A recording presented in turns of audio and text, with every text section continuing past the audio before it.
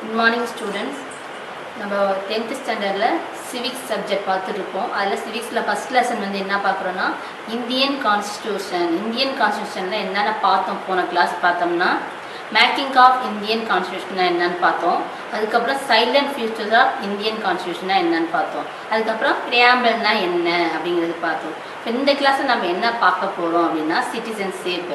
முன்னாடியே இந்தியன் கான்ஸ்டியூஷன்னா என்ன, அது எந்த இயர் உருவானது, எந்த நாட்டிலேருந்து வந்ததுன்னு சொன்னோன்னா எங்கேருந்து ஆரிஜினேட் ஆனது, யூஎஸ்ஏலேருந்து தான் இந்தியன் கான்ஸ்டியூஷன் ஆரிஜினேட் ஆனது. அதுக்கப்புறம் தான் நம்ம இந்தியாவில் அதை கொண்டு வந்தாங்க. அப்புறம் பிரியாம்பிள்னா என்னன்னு பார்த்தோம், முகப்புரைனா என்னன்னு பார்த்தோம். சைலண்ட் ஃபியூச்சர்ஸ் ரொம்ப இந்தியன் கான்ஸ்டியூஷன் எப்படிலாம் இருக்கணும் அப்படிங்கிறதையும் பார்த்தோம்.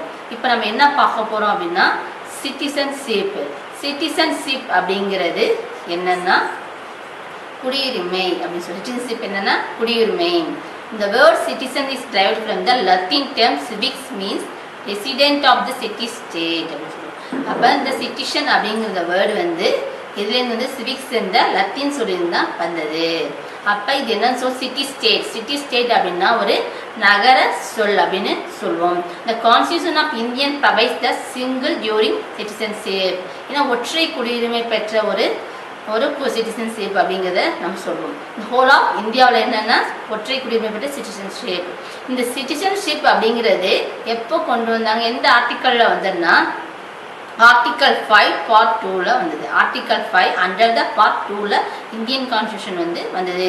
இப்போ ஒரு கான்ஸ்டியூஷன் வந்து வருதுன்னா அது எந்த பிரிவில், எந்த சட்டத்தில், எந்த ஆர்டிக்கலில் வருதுன்னு நமக்கு தெரியணும். அப்போ இந்த சிட்டிசன்ஷிப் அப்படிங்கிறது எந்த ஆர்டிக்கலில் வந்ததுன்னு சொன்னால் ஆர்டிக்கல் 5லையும் அண்டர் பார்ட் ஆஃப் 2லையும் இந்த இந்திய சிட்டிசன்ஷிப் வந்தது. இப்போ ஒரு சிட்டிசன்ஷிப் இருக்குன்னா அதுக்கு என்னென்ன நமக்கு தேவை, ஒரு குடியுரிமை பெறணும்னா நமக்கு என்ன தேவை அப்படிங்கிறது தேவை. According to the citizenship act 1955 the citizenship could be acquired through the any the following methods அப்படிமா. என்ன சில சிட்டிசன்ஷிப் பெறணும்னா என்னென்ன தேவை அப்படிங்கிறது நமக்கு தேவை. அதில் என்னென்ன தேவைன்னா ஃபஸ்ட்டு வந்து ஒரு 5 சென்டென்ஸ் கொடுத்துருக்காங்க. By birth, by descent, by registration, by naturalism, next வந்து பை இன்கார்பரேஷன் டெரிட்டரி அப்படிங்கிறத சொல்லுவோம். இப்போது இந்த பை பர்த், ஒரு பை பர்த் அப்படிங்கிறது குடியுரிமை பெறணும்னா நம்ம அந்த நாட்டில் பிறந்தவராக all person born in India or of the January 26, 1950. ஒரு பர்சன் வந்து ஜனவரி 26ல் பிறந்திருந்தா அவர் வந்து இந்திய குடியுரிமை பெற்றவராக அவர் அறிவிக்கப்படுகிறார். நெக்ஸ்ட் வந்து பை டிசன்ட் அப்படிங்கிறது எந்த இதில் பிறந்திருக்கும், டிசன்ட் பிறப்பால். A person outside of the Indian after January, ஒரு பர்சன் வந்து நம்ம இந்தியாவில் பிறந்திருந்தால் அவர் வந்து இந்திய குடியுரிமை பெற்றவர். Outside of the India அப்படின்னா நம்ம இந்தியாவில் இல்லாமல் வேறு நாட்டில் பிறந்தாங்கன்னா அவங்களுக்கு வந்து குடியுரிமை வந்து நமக்கு வழங்க முடியாது. அந்த நாட்டில் குடியுரிமை ரத்து செஞ்சால் மட்டும்தான் வந்து நம்ம இது பண்ண முடியும். A person outside of an Indian after January 26, 1950 shall be citizen of Indian by descent. Citizen of India இந்த டைம் ஆஃப் பர்த். அப்போ அந்த நாட்டில் நம்ம பிறந்திருந்தால் மட்டும்தான் இந்தியன் சிட்டிசன்ஷிப் பெற முடியும். Registration, person acquires citizen if the Indian registration of the corporate. ஒரு குடியுரிமை பெற்றிருக்கணும்னா நம்ம அங்கே பதிவு செஞ்சுருக்கணும். இப்போ நம்ம வந்து ஏதாவது இப்போ ஆதார் கார்டு நமக்கு இருக்கா, நம்ம இப்போ நம்ம இந்தியாவில் இருக்கணும் அப்படிங்கிறதுக்கு நமக்கு ஆதார் ரொம்ப முக்கியமாக இப்போ இருக்குது. அதே மாதிரி தான் நம்ம ஒரு குடியுரிமை பெறணும்னாலும் நம்ம அந்த நாட்டில் நம்ம பதிவு செஞ்சிருந்தால் மட்டும்தான் குடியுரிமை பெறணும். அது அந்த பை ரிஜிஸ்ட்ரேஷன் அப்படின்னு சொல்லுவோம். பை நேச்சுரலைசேஷன் அப்படின்னா இந்த foreigners can acquire Indian citizenship application for naturalisation of the government of India. நம்ம வந்து இயற்கையாகவே நம்ம இந்தியாவில் பிறந்தவராக இருக்கலாம், ஆனால் வந்து வேறு கண்ட்ரியில் போய் நம்ம இருப்போம். ஆனால் அந்த நாட்டோட குடியுரிமை ரத்து செஞ்சால் மட்டும்தான் நம்ம இந்திய குடியுரிமை பெற முடியும். பை இன்கார்பரேஷன் ஆஃப் டெரிட்டரி அப்படிங்கிறது ஒரு நாட்டிலேருந்து இன்னொரு நாட்டுக்கு புறப்படும். The event of the state territory being added the territory of India government of the shall specify the person that territory citizenship சொல்லுவோம். என்னன்னா சிட்டிசன்ஷிப்பை பெற்றிருப்போம். இப்போ இதே அமெரிக்கா நம்ம போகிறோம்னா அங்கேருந்து நம்ம சிட்டிசன்ஷிப் வாங்கினா நம்ம இந்திய அரசாங்கத்தில் நம்ம பெற்ற அந்த சிட்டிசன்ஷிப்பை வந்து ரத்து செஞ்சால் மட்டும்தான், நம்ம கேன்சல் பண்ணால் மட்டும்தான் வந்து அமெரிக்கா நம்ம சிட்டிசன்ஷிப் நம்ம வாங்க முடியும். அப்போ சிட்டிசன்ஷிப்னா என்னன்னு பார்த்தோம். அதில் என்ன தேவை, ஒரு சிட்டிசன்ஷிப் வந்து அக்யூர் ஆகணும்னா என்னென்ன தேவை அப்படின்னு பார்த்தோம். இப்போ நெக்ஸ்ட் என்ன பார்க்க போகிறோம்னா லாஸ் ஆஃப் சிட்டிசன்ஷிப். எப்படி நம்ம குடியுரிமை இழக்கிறோம், நம்ம குடியுரிமை இழக்கணும்னா அதுக்கு பல தவறுகள் வந்து செஞ்சிருந்தா மட்டும்தான் நம்ம குடியுரிமை இழக்க முடியும். இப்போ ஃபர்ஸ்ட் லாஸ் ஆஃப் சிட்டிசன்ஸ் அப்படிங்கிறது அது வந்து எந்த இயர் கொண்டு வந்தாங்கன்னா லாஸ் ஆஃப் ஒவ்வொரு நம்ம சட்டம் கொண்டு வந்தாலும் அது ஒவ்வொரு இயரில் ஒன்று கொண்டு வரணும். ஏன்னா அப்போ எந்த சிட்டிசன்ஷிப்புங்கிறது வந்து எந்த ஆர்டிக்கல் எந்த இயர் கொண்டு வந்தாங்க அப்படின்னா ஆக்ட் ஆஃப் 1955 தான் இந்த லாஸ் ஆஃப் சிட்டிசன்ஷிப்பும் வந்தது. த losing citizen per the acute in the act of under the constitution. அப்போ இந்த குடியுரிமை இழக்கிறது வந்து visa renunciation termination and deprivation அப்படிங்கிறது ஒரு குடியுரிமை இழக்கிறோம் பதிவிறப்பு செய்கிறோம் அது மாதிரி ரத்து செய்கிறோம் அப்படிங்கிறது எல்லாமே இதில் தான் வரும். எப்படிலாம் வரும்னா it can be voluntary renewal with citizen. நம்ம தானாகவே முன்வந்து எனக்கு இந்த சிட்டிசன்ஷிப் வேணாம் குடியுரிமை வேணாங்கிறத நம்ம சொல்லலாம். Can be terminated the portion acquires the citizens of some other country. வேற ஒரு கண்ட்ரியில் எனக்கு குடியுரிமை வேணும் அப்படின்னா நம்ம இந்த நாட்டில் இருக்கிற குடியுரிமை இழந்தால் மட்டும்தான் அதர் கண்ட்ரியோட சிட்டிசன்ஷிப் நம்ம பெற முடியும். அதுக்கப்புறம் general government of depriving in the citizen. ஒரு ஜென்ரல் கவர்மெண்ட் வந்து நமக்கு சிட்டிசன்ஷிப் இல்லை அப்படிங்கிறத சொன்னால் மட்டும்தான் நமக்கு அந்த குடியுரிமை வந்து இழக்கிற தகுதி இருக்கும். அது எப்படின்னா அவங்க ஏதாவது கமெண்ட்மெண்ட் அந்த மெட்டீரியல் ஃபேக்ட்ஸ் இன்க்ளூடிங் இன் தி எனிமி கண்ட்ரிஸ். அவங்க வந்து ஏதாவது ஒரு எனிமி கண்ட்ரிஸுக்கு வந்து உளவாளியாக இருப்பாங்க. அப்புறம் வந்து நிறையா சிறை தண்டனை பெற்றவங்களா இருப்பாங்க. இந்த மாதிரி கண்டுபிடிச்சி கவர்மெண்ட் சென்ட்ரல் கவர்மெண்ட் வந்து நமக்கு சொன்னால் மட்டும்தான் நம்ம இந்த சிட்டிசன்ஷிப் வந்து இழக்க முடியும். இந்த person had be sentenced with imprisonment of per in 2 years. Maximum வந்து 2 yearsல வந்து இந்த சிட்டிசன்ஷிப் வந்து இழந்துருவாங்க. நெக்ஸ்ட் நம்ம என்ன பார்க்க போகிறோன்னா ஃபண்டமெண்டல் ரைட்ஸ். ஃபண்டமெண்டல் ரைட்ஸ் அப்படிங்கிறது என்ன அப்படிங்கிறது போன கிளாஸ் ஓரலாக பார்த்தோமா ஃபண்டமெண்டல் ரைட்ஸ் பார்த்தோம், ஃபண்டமெண்டல் டியூட்டிஸ் பார்த்தோம். அதில் என்னென்ன அப்படிங்கிறது ஓரலாக பார்த்தோம். இப்போ டீட்டெயிலாக வந்து ஃபண்டமெண்டல் ரைட்ஸும் டியூட்டிஸும் பார்க்க போகிறோம். ஃபஸ்ட்டு ஃபண்டமெண்டல் ரைட்ஸ்னால் என்னங்கிறத பார்ப்போம். Fundamental rights. Fundamental rights are inherent part of the Part 3 of Constitution from the Article 12 to 35. ஒரு ரைட்ஸ் கொண்டு வராங்கன்னா அது ஒரு ஆர்டிக்கல் எந்த ஆர்டிக்கலில் இருக்குது. இப்போ ஒரு நம்ம நாட்டில் எந்த ஒரு சட்டத்தை கொண்டு வந்தாலும் அது ஆர்டிக்கல் இருக்கும், பிரிவு இருக்கும். அப்போ இந்த ஃபண்டமெண்டல் ரைட்ஸ் அப்படிங்கிறது எந்த ஆர்டிக்கலில் இருக்குன்னா ஆர்டிக்கல் 12 to 35 வரைக்கும் இருக்குது. இதோட பார்ட் என்ன அப்படின்னா தேர்ட் பார்ட்டில் ஆர்டிக்கல் 12 to 35. இது முக்கியமான இது ஞாபகம் வச்சுக்கிறீங்கன்னா 1 மார்க்கில் கூட கேட்கலாம், 2 மார்க்லையும் கேட்கலாம். பார்ட் 3 ஆர்டிக்கல் 12 to 35 தான் ஃபண்டமெண்டல் ரைட்ஸு ரிஜிஸ்டர் ஆகிருக்கிறது ஒன்று. And this record the forms of constitution in the inspired from the constitution USA. இதில் ஒரிஜினலி நம்ம எங்கேருந்து கொண்டு வந்தோம்னு ஃபஸ்ட் கிளாஸே சொன்னோன்னா எங்கே நம்ம இந்தியன் கான்ஸ்டியூஷன் எதுலேருந்து ஆர்டினேட் ஆனது USA-லேருந்து தான் ஆர்டினேட் ஆகுது. அப்போ இந்த ஒரிஜினல் கான்ஸ்டியூஷன் வந்து எங்கேருந்து கொண்டு வந்திருக்கோம் அப்படின்னா USA-லேருந்து கொண்டு வந்திருக்கோம். The Constitution provides for the 7 fundamental rights. அப்போ fundamental rights எத்தனை இருக்குன்னா 7 இருக்கு. At present there are 6 fundamental rights. The part 3 of the Constitution or 6 fundamental rights என்ன part 3ல இருக்கு. Displays of the Magna Carta India, Magna Carta Indiaன்னு சொல்லுவோம். While fundamental rights are available of the person, certain fundamental rights are available to the Indian citizenship. இப்போ ஒரு citizenship ஒரு இருக்குன்னா இந்த fundamental ரைட்ஸில் வந்து இருந்தால் மட்டும்தான் சிட்டிசன்ஷிப் ஆட் ஆகும். ஏன்னா ஒரு குடியுரிமை நம்ம ஒரு குடியுரிமை சட்டம் வந்து பெற்றிருந்தால் மட்டும்தான் இந்த அடிப்படை உரிமைகள் எல்லாமே நமக்கு பொருந்தும். நம்ம குடியுரிமையே இல்லைன்னா சிட்டிசன்ஷிப் இல்லைன்னா இந்தியன் சிட்டிசன்ஷிப்பாக இல்லைன்னா நமக்கு இந்த ஃபண்டமெண்டல் ரைட்ஸ் வந்து உதவாது. ரைட்ஸ் டு கான்ஸ்டியூஷனல் ரெமெடிஸ் அப்படின்னு சொல்லுவோம். ரைட் டு கான்ஸ்டியூஷனல் ரெமெடிஸ் அப்படின்னா என்ன அப்படின்னா இந்த ரெமெடிஸ்லாம் என்னென்ன இருக்குது. இப்போ இந்த ஃபண்டமெண்டல் ரைட்ஸ் பார்த்தோமா அதில் அந்த கான்ஸ்டியூஷன் என்னென்ன ரெமெடிஸ் இருக்குது, என்னென்ன உரிமைகள்லாம் இருக்குது அப்படிங்கிறத நம்ம பார்க்க போகிறோம். அந்த உரிமைகள் அந்த ஆர்டிக்கல் எந்த இதில் இருக்குது அப்படின்னா ஆர்டிக்கல் 32. அப்போ ஃபண்டமெண்டல் ரைட்ஸுங்கிறது ஆர்டிக்கல் 12லேருந்து 35 பார்த்தோம். சில ரைட் கான்ஸ்டியூஷனல் சில தீர்வுக்கான முறை உரிமைன்னு இருக்கும்ல அந்த உரிமைகள் எந்த ஆர்டிக்கல் இருக்குன்னா ஆர்டிக்கல் 32ல் இருக்குது. Right on order command issued by the கோர்ட்டின் ரைட் அண்டர் த சீல். ஒரு தீர்வு காணும்னா கோர்ட்டோட சீல் இருந்தால் மட்டும்தான் அது ஏற்றுக்கொள்ளப்படும். சாதாரணமாக எந்த ஒரு பேப்பரில் அந்த கான்ஸ்டியூஷன் இருந்தாலும் அது ஏற்றுக்கொள்ளப்படாது. அப்போ நீதிமன்றத்தால் ஒரு ஃபண்டமெண்டல் ரைட்ஸ் இயற்றப்பட்டு அது வந்து அதோட சீல் இருந்தால் மட்டும்தான் நம்ம தீர்வு ஏற்றுக்க முடியும். ஏன்னா ஒரு ஃபண்டமெண்டல் ரைட்ஸ் இருக்கும்போது அது வந்து நம்ம ஏற்றுக்கிறோம் இல்லை அப்படிங்கிறது நாமளாக எதுவும் செய்ய முடியாது. சில ரைட்ஸை மட்டும்தான் நம்மளால் ஏற்றுக்க முடியும். அது சில ரைட்ஸ் மட்டும்தான் நீதிமன்றத்தாலையும் நிராகரிக்க முடியும், ஒத்துக்கொள்ள முடியும். சிலதை வந்து அவங்களால செய்ய முடியாது. அப்போ சில உரிமைகளுக்கு வந்து அவங்களோட சீல் இருக்கணும். அது இருந்தால் மட்டும் நம்ம எடுத்துக்கணும். Rights and order command of the under the seal. It is the nature of command precipitation of the performing of the specify the orders. அப்ப சில ஆர்டர் வந்து அதில் இருக்கணும். That are specified the orders of the court. Both of the Supreme Court and the High Courts of the including the kinds of the rights. அப்ப இந்த rights வந்து எல்லாமே supreme கோர்ட்டும் அப்போ ஹை கோர்ட்டும் ஆர்டர் பண்ணால் மட்டும்தான் நம்ம இந்த ரைட்ஸ் ஆஃப் ரெமிடிஸை வந்து கான்ஸ்டியூஷனை வந்து நம்ம எடுத்துக்க முடியாது. ஆர்டிகல் 32ல் என்னென்ன ரைட்ஸ் பார்த்தோம், 7 ரைட்ஸ் பார்த்தோமால என்னென்ன அப்படிங்கிறத பார்ப்போம். First right to equality, right to freedom, right to against explanation, right to religion, cultural and educational rights, right to constitutional ரெமிடிஸு.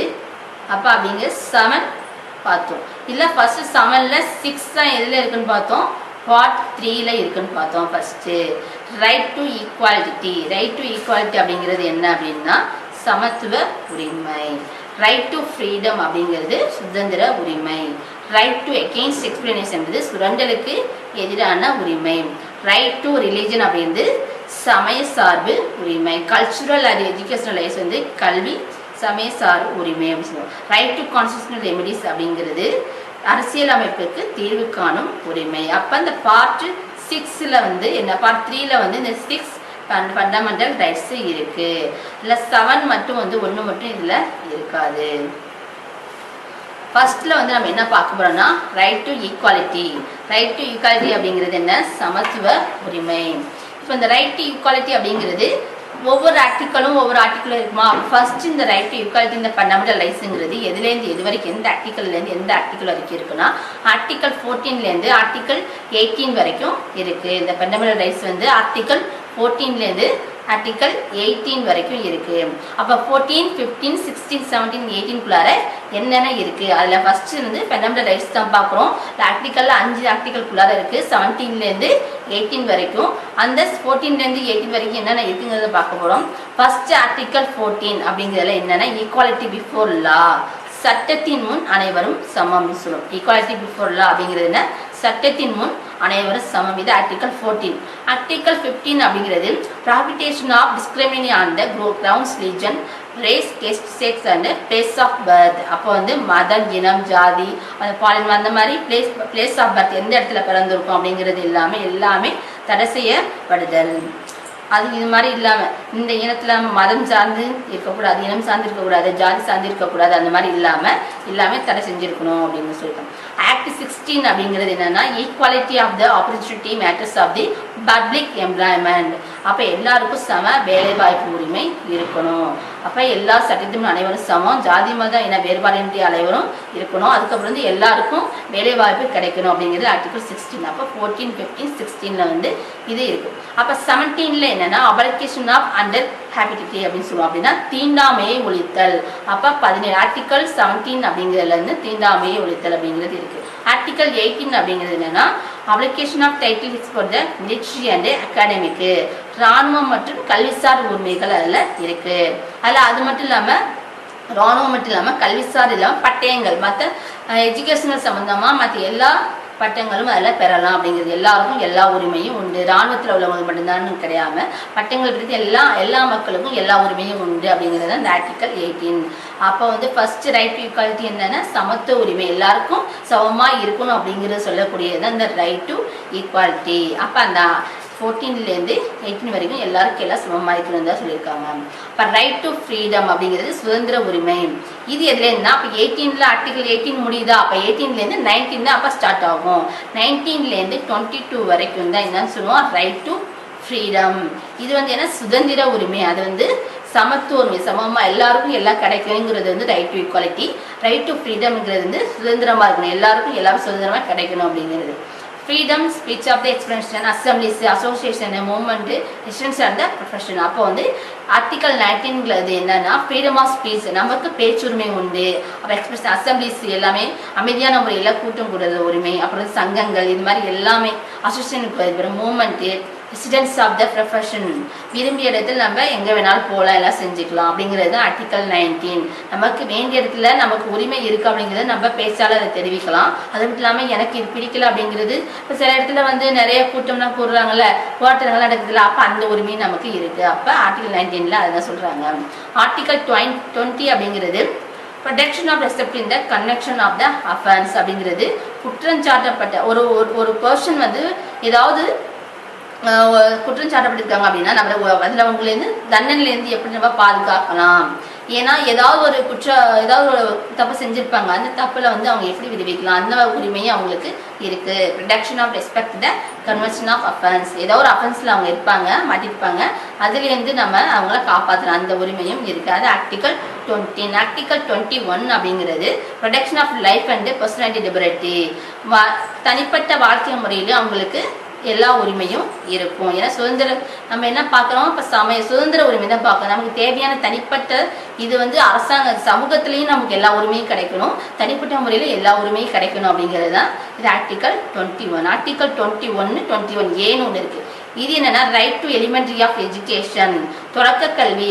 ஒரு குழந்தைக்கு வந்து தொடக்கத்திலேயே வந்து கல்வி கிடைக்கணும், சின்ன குழந்தையிலேயே அவங்களுக்கு கல்வி உரிமை பெறணும், எல்லா குழந்தைங்களும் தொடக்க கல்வி பெறணும் அப்படிங்கிறது தான் 21A. முக்கியமான ஆர்டிகல் 21A அப்படிங்கிறது ரொம்ப முக்கியமான ஒன்று. ரைட் டு எலிமெண்டரி எஜுகேஷன், தொடக்க கல்வி அப்படிங்கிறது இந்த ஆர்டிக்கலில் தான் வருது, ஆர்டிகல் 21A. ஆர்டிகல் 22 அப்படிங்கிறது protection of against arrest and defence in the certain cases. சில பேர் வந்து ஏதாவது தப்பு செஞ்சு வழக்குகளை மாட்டியிருப்பாங்க அகேன்ஸ்டா, அப்போ கவர்மெண்ட்டுக்கு அகேன்ஸ்டா இருப்பாங்க, அந்த கேசஸ்ல இருந்து அவங்கள எப்படினாலும் நம்ம பாதுகாத்துக்கலாம். ஏன்னா தனிப்பட்ட உரிமை அப்படிங்கிறது நம்ம மேல தப்பு இல்லை அப்படின்னா அது நம்ம பேச்சு மூலமா நிரூபிச்சு நம்ம அதை வெளியிடலாம். அந்த உரிமை வந்து ஆர்டிகல் 22ல இருக்கு. அப்போ ரைட் டு ஈக்குவாலிட்டி பார்த்தோம், ரைட் டு ஃப்ரீடம் பார்த்தோம். ரைட் டு ஈக்குவாலிட்டியில் வந்து ஆர்டிகல் 14லேருந்து 18 வரைக்கும் இருக்கு. ரைட் டு ஃப்ரீடம் வந்து ஆர்டிகல் 19லேருந்து 22 வரைக்கும் இருக்கு. அப்போ நெக்ஸ்ட் வந்து பார்க்கும்போது ரைட் டு எகெயின்ஸ்ட் எக்ஸ்பிரஷனேஷன் அப்படிங்கிறது சுரண்டலுக்கு எதிரான உரிமை. லாஸ்ட் இது எதில் முடிஞ்சது, ஆர்டிகல் 22ல முடிஞ்சதா. அப்போ இது வந்து 23, 24, அப்போ 2 ஆர்டிகல் தான் இதில் வந்திருக்கு. தேர்டு ரைட் டு எகெயின்ஸ்ட் எக்ஸ்பிளனேஷனில் வந்து எத்தனை ஆர்டிகல் வந்துன்னா 2 ஆர்டிகல் வந்துருக்கு, article 23, article 24.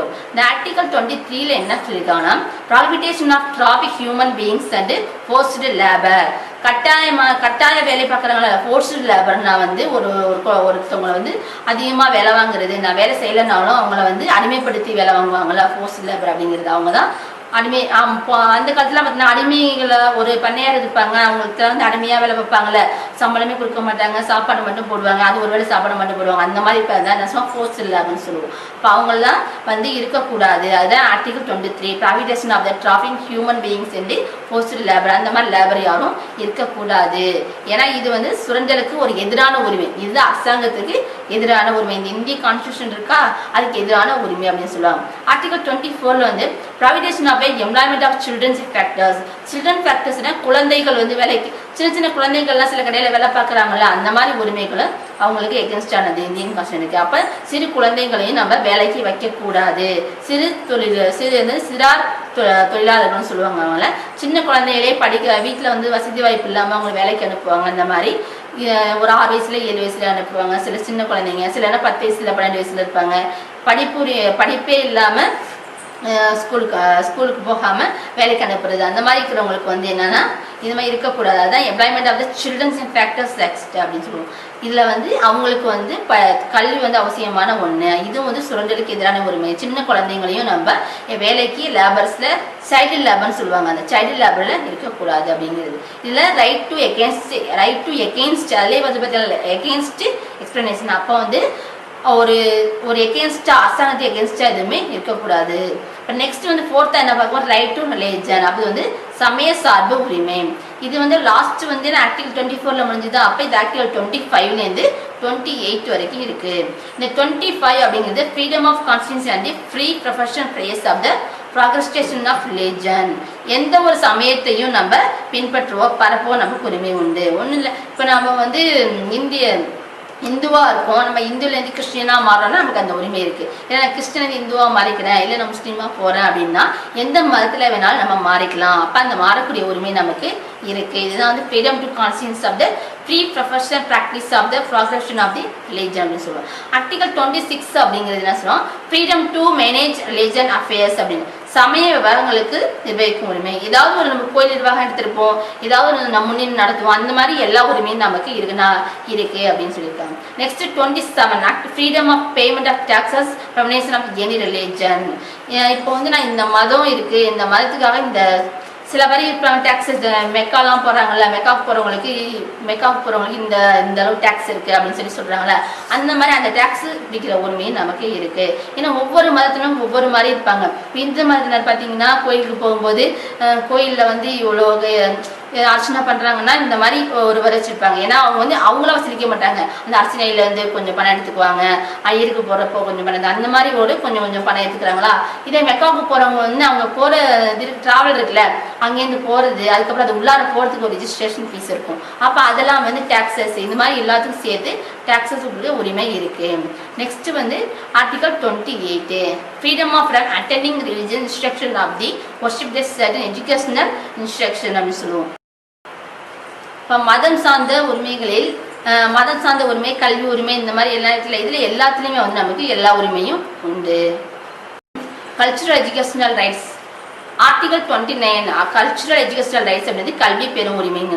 Protection of language and cultural moments, இதில் வந்து எல்லாருக்கும் எல்லா உரிமையும் உண்டு. சிறுபான்மையினர்களுக்கு எழுத்துரிமை உண்டு, பேச்சுரிமை உண்டு, இந்த மாதிரி ஸ்கிரிப்ட் எல்லா உரிமையும் உண்டு. Right to manage of the established and administrative educational institution. சிறுபான்மையினருக்கு கல்வி நிறுவனங்களுக்கும் என்னென்ன உரிமை இருக்குது. சிறுபான்மையினர் பார்த்தீங்கன்னா சில பேர் இந்த பழங்குடியின மக்கள்லாம் இருக்காங்களா, அவங்களுக்குலாம் வந்து கல்வி உரிமை இருக்காது. ஆனால் இப்போ இனிமேல் வந்து பார்த்தீங்கன்னா எல்லாருக்கும் கல்வி உரிமை இருக்குது. ரைட் டு கான்ஸ்டிடியூஷனல் ரெமிடிஸ் அப்படின்னு it allows individual at the seeks resident of the violence of the fundamental rights. Cultural educational ரைட்ஸ்னா என்னன்னா கல்வி கலாச்சார உரிமை. அதில் வந்து என்னென்ன இருக்குன்னா article 29 protection of language script and cultural meanings. அப்போ வந்து சிறுபான்மையினருக்கு நமக்கு எல்லா கல்வி உரிமை நமக்கு தேவை, எழுத்துரிமை தேவை அப்படிங்கிறத இவங்க சொல்லியிருக்காங்க. Article 13 right to meanings of established and administrative educational institution. ஏன்னா சிறுபான்மையர் பழங்குடி மக்கள், ஆதி திராவிட மக்கள், இவங்களுக்குலாம் வந்து முன்னாடி எழுத்துரிமை இல்லை, கல்வி உரிமை இது இல்லை. ஆனால் இப்போ வந்து நம்ம அவங்களுக்கு எல்லா உரிமையும் இருக்குது. எல்லா ஸ்கூல்லையும் பார்த்தீங்கன்னா இப்போ அவங்க அதிகமாகவே படிக்க ஆரம்பிச்சிட்டாங்க. பழங்குடியின மக்கள்லாம் நமக்கு என்ன கிடைக்குதோ எல்லாமே வந்து அந்த மக்களுக்கும் கிடைக்க ஆரம்பிச்சிருச்சு. இதுதான் கல்ச்சுரல் எஜுகேஷனல் ரைட்ஸ்ன்னு சொல்லுவோம். Right to constitutional remedies. Right to constitutional remedies அப்படிங்கிறது ஆர்டிகல் 32. அப்போ அதில் ஃபர்ஸ்ட் வரைக்கும் என்ன பார்த்தோம், ஆர்டிகல் 32 அப்படிங்கிறது 12 32 வரைக்கும் ஃபண்டமெண்டல் ரைட்ஸ் இருக்குன்னு பார்த்தோமா. இப்போ ஆர்டிகல் 32 லாஸ்டா ரைட் டு கான்ஸ்டிடியூஷனல் ரெமிடிஸ் அப்படிங்கிறது அரசியலமைப்புக்கு தீர்வு காணும் முறை அப்படிங்கிற லாஸ்டா உள்ளது தீர்வு காணும் முறை. இதில் என்ன இருக்குன்னா ஆர்டிகல் 32 என்ன இருக்குன்னா it allows individuals seeks residential for the violence of their fundamental rights. ஒரு தனிப்பட்டவரின் அடிப்படை உரிமைகள் பாதிக்கப்படும் போது நமக்கு எனக்கு வந்து இந்த உரிமைகளை வந்து மறுக்கிறாங்க, சமூகத்தில் வந்து என்னை ஒதுக்குறாங்க அப்படின்னு நினைச்சோம்னா இந்த அரசியலமைப்பு, இந்த கான்ஸ்டிடியூஷன், இந்த ஆர்டிகல் 32 மூலமாக நம்ம கோர்ட்டுக்கு போய் எனக்கு இந்த உரிமை வேணும்னு சொல்லி நம்ம கேட்கலாம். இதில் ஆர்டிகல் 32 பார்த்தோம்ல, இதில் ஒரே ஒரு ஆர்டிகல் மட்டும் இல்லாமல் இருந்துச்சுன்னு சொன்னா, அப்போ பார்ட் 3 6 ஆர்டிகல் இருந்துச்சு. அப்போ 6 ஃபண்டமெண்டல் ரைட்ஸ் இருந்துச்சு, அதில் ஒன்று மட்டும் இல்லை, அது மட்டும் தனியாக இருக்குன்னு பார்த்தோம். அது என்ன அப்படின்னா ரைட் டு ப்ராப்பர்ட்டி ஆர்டிகல் 31 சொத்து உரிமை அப்படின்னு சொல்லுவோம். ஏன்னா இந்த உரிமை மட்டும் முன்னாடி வந்து இல்லாமல் இருந்துச்சு. இப்போ ரீசெண்டாக பார்த்தீங்கன்னா இப்போ 1 மந்த்தில் வந்து நமக்கு பெண்களுக்கு வந்து சொத்துரிமை வந்து கிடைச்சிருக்கு, எல்லாருக்கும் எல்லா உரிமையும் உண்டு அப்படிங்கிறது.